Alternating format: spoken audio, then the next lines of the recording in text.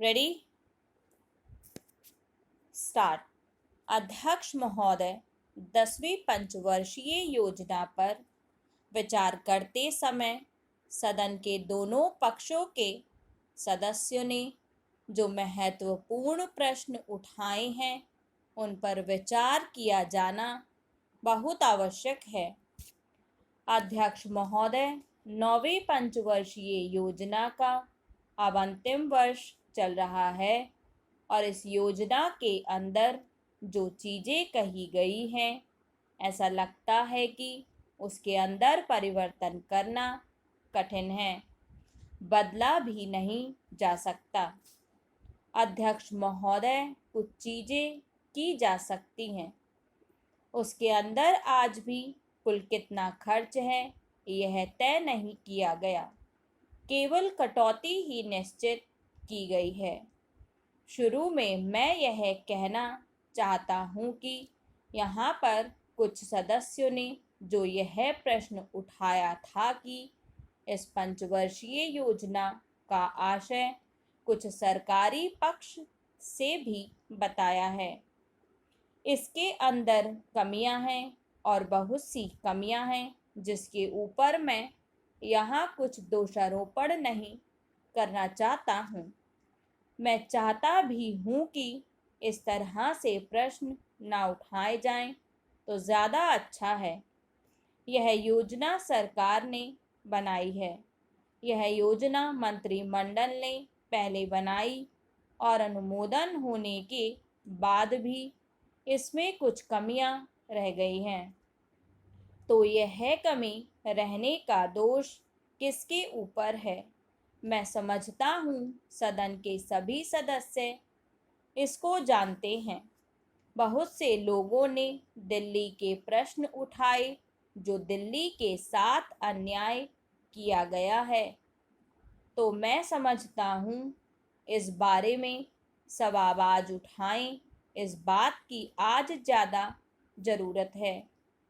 मैं यह कहना चाहता हूँ भारत सरकार से या जिन्होंने ये सरकारी योजनाएं बनाई उन्होंने वास्तव में यहाँ के साथ बड़ा बुरा किया, यहाँ के साथ अन्याय किया, क्योंकि उन्होंने इस पंचवर्षीय योजना को बनाते समय ध्यान नहीं दिया कि क्या योजना बना रहे हैं, गलत बना रहे हैं या सही बना रहे हैं, इनसे क्या लाभ हानि होगा, इन सब बातों पर उन्होंने विचार नहीं किया। तो मैं समझता हूँ ऐसी परिस्थितियों के अंदर यह बात ठीक नहीं है। ऐसी दशा में यहाँ पर 5 वर्षों में आने वाली योजनाएं बेकार बनकर रह जाएंगी।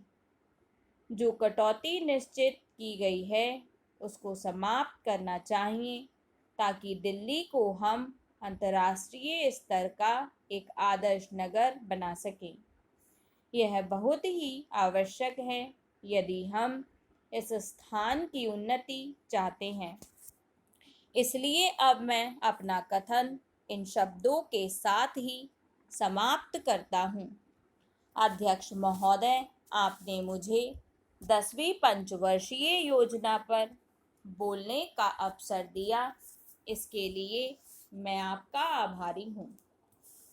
आपने मुझे कम समय दिया, इसके लिए भी आभारी हूँ।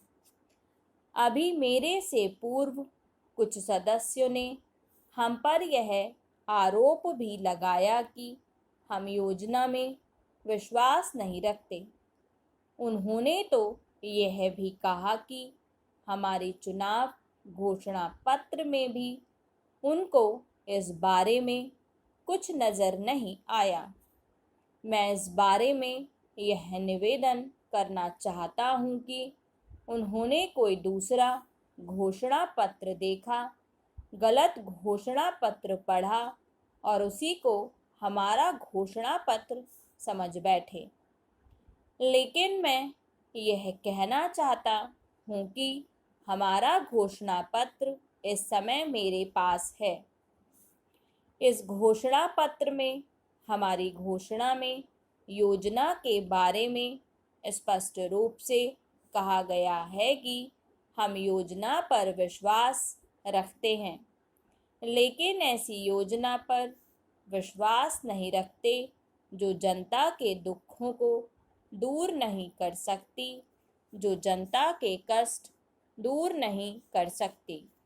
आज तक जितनी भी योजनाएं बनाई गई हैं, जिन्हें हम पहली पंचवर्षीय योजना, दूसरी पंचवर्षीय योजना और 10वीं पंचवर्षीय योजना आदि कहते हैं, और उन योजनाओं में हमने जो कुछ निर्धारित किया, उनसे हम जनता के दुखों को दूर नहीं कर सके और जनता के कष्ट दूर नहीं हुए। इन योजनाओं के परिणाम भी हमारे सामने हैं।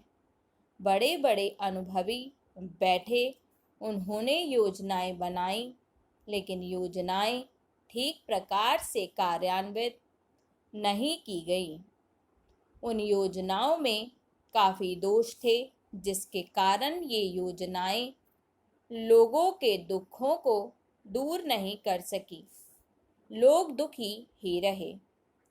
मैं यहाँ पर कहना चाहता हूँ कि जो हमारी योजना थी, उसका परिणाम क्या निकला? उसका परिणाम यही निकला कि हमें रुपए का मूल्य कम करना पड़ा। यह योजना होती है वह राष्ट्र धन को ऊंचा करने के लिए बनाई जाती है, लेकिन हमारे सामने आंकड़े हैं, इसका परिणाम हमारे सामने है। हमने अब तक 9 पंचवर्षीय योजनाएं कार्यान्वित की हैं, लेकिन हमारी प्रति व्यक्ति आय में और जीवन स्तर में अपेक्षाकृत वृद्धि नहीं हुई है।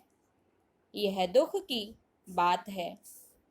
मैं यह कहना चाहता हूँ कि हमारा ऐसी योजना में विश्वास नहीं है जो जनता के कष्टों को, जनता के दुखों को दूर ना कर सके। हम ऐसी योजनाओं पर विश्वास करते हैं जो उनकी आयु बढ़ा सके, उनका आर्थिक विकास कर सके, उन्हें उन्नत कर सके।